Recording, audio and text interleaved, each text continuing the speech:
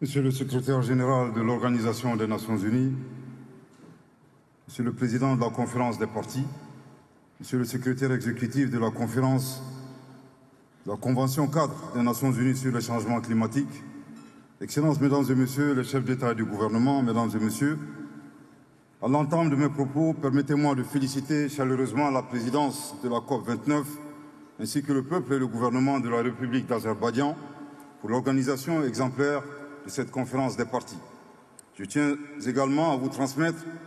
les chaleureuses salutations de son Excellence, le général d'armée Assimi Goïta, président de la transition, chef de l'État de la République du Mali, du peuple et du gouvernement malien, profondément engagés en faveur de la lutte contre les changements climatiques. Mesdames et Messieurs, le Mali, comme tant d'autres nations, est confronté de manière aiguë aux effets néfastes des changements climatiques qui compromettent non seulement notre environnement, mais également notre stabilité socio-économique. Les impacts désastreux des inondations récurrentes que nous avons connues cette année ont provoqué des pertes en vies humaines, des dégâts matériels, ainsi que la dégradation de certaines infrastructures de base, poussant le gouvernement à adopter le 23 août 2024 un décret déclarant l'état de catastrophe nationale et des actions urgentes en faveur des victimes. En effet, ces phénomènes environnementaux ne cessent d'amplifier les pertes et préjudices auxquels nos populations sont malheureusement confrontées, réduisant considérablement notre capacité à répondre efficacement aux urgences climatiques.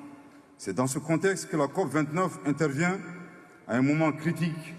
où le monde se trouve à la croisée des chemins. Plus que jamais, il est impératif de traduire les nombreuses promesses des sommets mondiaux en actions concrètes et bénéfiques pour les populations. Le Mali, État couvrant une superficie d'1 241 km², avec 2 tiers de son territoire désertique, subit durement les effets du réchauffement climatique, notamment la perturbation des cycles pluviométriques,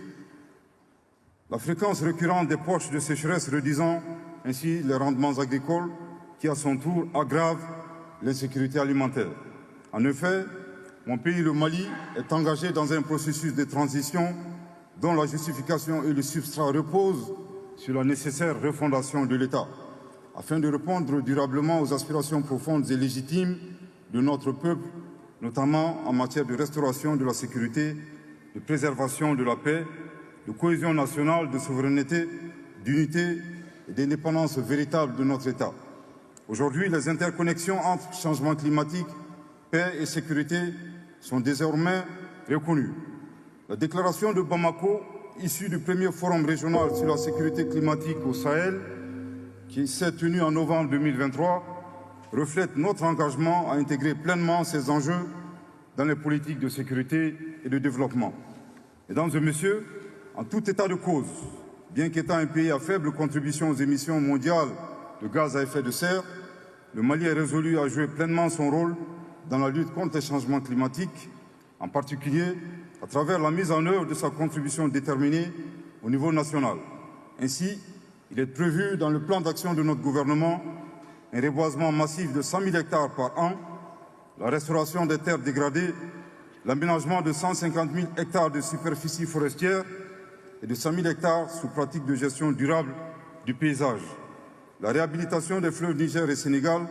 ainsi que la réalisation de 4 centrales photovoltaïques pour une capacité de 400 MW en 2024. Ces derniers investissements permettront d'augmenter de plus de 10% la part des énergies renouvelables de notre mix énergétique à l'horizon 2030. En outre, dans le cadre de la poursuite des œuvres sociales initiées par son Excellence le général d'armée Assimi Goïta, président de la transition chef de l'État, 402 forages ont été réalisés au bénéfice des populations vulnérables. Mesdames et Messieurs, c'est le lieu également de rappeler que depuis le sommet de l'Alliance des États du Sahel, AES, tenu à Niamey le 6 juillet 2024, le Burkina, le Mali et le Niger ont décidé souverainement de transformer l'AES en Confédération des États du Sahel, dont la présidence pour la première année a été confiée au Mali. Leurs Excellences, le capitaine Ibrahim Traoré, président du Faso, chef de l'État du Burkina, le général d'armée Assimi Goïta, président de la transition, chef de l'État de la République du Mali, le général de brigade Abdourahmane Tiani, président du Conseil national pour la sauvegarde de la patrie, chef de l'État du Niger, pères fondateurs de cette confédération censée évoluer vers une fédération, ont centré leurs efforts sur 3 axes, à savoir la diplomatie, la défense et le développement, qui intègrent une part importante des questions climatiques et environnementales. À cet égard, dans le cadre de la présidence malienne de la Confédération AES, la feuille de route pour la première année prévoit notamment de faciliter l'accès à l'eau pour les populations de notre espace confédéral grâce au lancement d'une opération 1000 forages dans l'espace AES. Mesdames et messieurs, nous ne pouvons ignorer la responsabilité historique des plus grands pollueurs dans cette crise. Le continent africain, qui ne représente que 4% des émissions mondiales cumulées, subit malheureusement de manière disproportionnée les effets désastreux du réchauffement. Il est donc essentiel que ces pays honorent leurs engagements en matière de financement climatique, tout en veillant à ce que les promesses faites lors des précédentes COP soient tenues. L'urgence climatique nous impose de redoubler d'efforts à l'échelle mondiale. Par conséquent, le Mali appelle à une réforme à profondeur de l'architecture financière des banques multilatérales de développement et du système financier international, afin qu'ils puissent mieux répondre aux besoins des pays en développement, notamment pour l'adaptation et l'atténuation des effets du changement climatique. Mesdames et messieurs, le Mali formule le vœu que cette COP29 ne soit pas un simple exercice de diplomatie, mais un tournant décisif dans notre combat collectif pour la survie de notre planète et le bien-être des générations futures. Avant de conclure, permettez-moi de rendre un vibrant hommage au président Ilham Aliyev ainsi qu'au peuple et au gouvernement azerbaïdjanais pour leur leadership et leur engagement dans la préparation de cette 29e COP. Nos remerciements vont également au groupe des négociateurs africains pour leur détermination à faire valoir les positions des pays en développement, particulièrement celles des pays africains. Merci de votre très aimable attention.